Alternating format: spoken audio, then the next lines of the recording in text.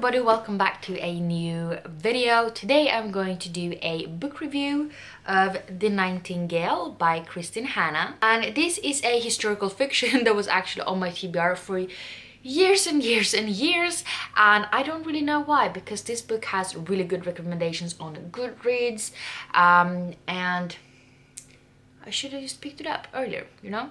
But this book takes place during the Second World War. It takes place in France for the most part. And we followed these two sisters called Isabel and Vianne. There's a couple of years age difference between these sisters, meaning they don't really grow up that much together, because Isabel mostly grew up on like different boarding schools, and Vianne is a very young teenage mother in the beginning. But we do get to follow these two sisters' different point of views, and their paths do cross at some points.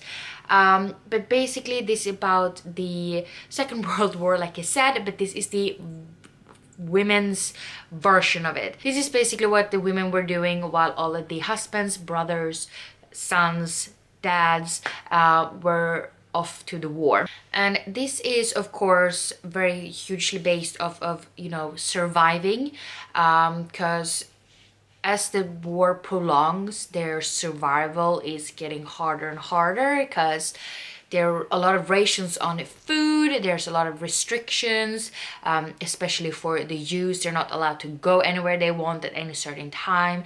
They're not allowed to own these sort of stores like the butcher shop and whatnot. And eventually they start shipping them out, which we all do know if we have, you know, read history in school. This is a very horrible read. Sometimes sometimes it's a little bit descriptive of all of the morbid shit going on. Not like too bad though, so don't worry. Isabel is a very headstrong, very independent woman. She is, for the 18, 19 years old when these books take place. She feels like the French people should not just sit back and wait and, you know, hope for the war to be over. She feels like they should try to make more of it, that they should try to fight back, that their resistance should be, you know, felt for the Germans and their allies. And her older sister Vianne has a daughter of her own, Sophie, and she wants to protect her. She's trying to make life work out, you know, having very limited resources of money and having little to no food. She is also she also has a German officer living in her house, because that's what they were doing at this point, sort of requisitioning different houses. So she's trying to make life work while basically inhabiting the enemy, and she is just trying to make all of that work out while hoping for her husband Antoine to return from the war. So they do get into a couple of squabbles for having very different opinions on what they're supposed to be doing, and since they have very different views on the war, it's very interesting to follow their different paths. Isabel's is definitely more of a whirlwind, very dangerous, a lot of plotting and intrigues. Vianne is more of a low-key sort of survival story. She is a part of a lot of horrible things as well.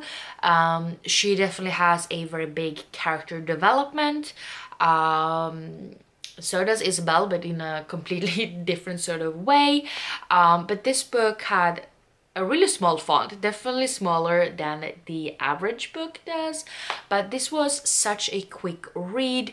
I really enjoyed both of the sisters' point of views, and even though they were very different, I did want to read both of their sides. It didn't feel like I was bored just because they switched point of view.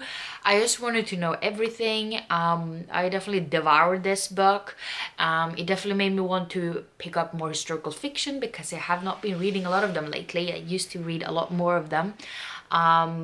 and it makes me definitely want to pick up more Kristin Hannah, because this was my first Kristin Hannah book. So yeah, while this was a very horrible and heartfelt book, it was definitely very enlightening, because most of the historical fiction books that you do read that evolves around the Second World War, or any war for that matter, it's usually about the men's point of view, like during the war and what they were doing, but not as many books work around what the women were doing at the same time. I found that very intriguing, and like I said, it was a very quick read.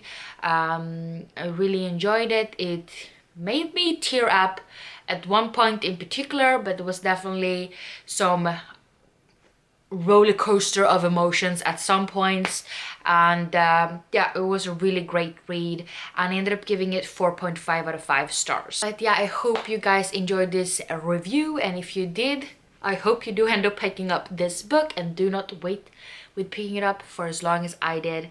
But yeah, I hope you guys have a good day or night, and I hope we see each other in the next one. Bye!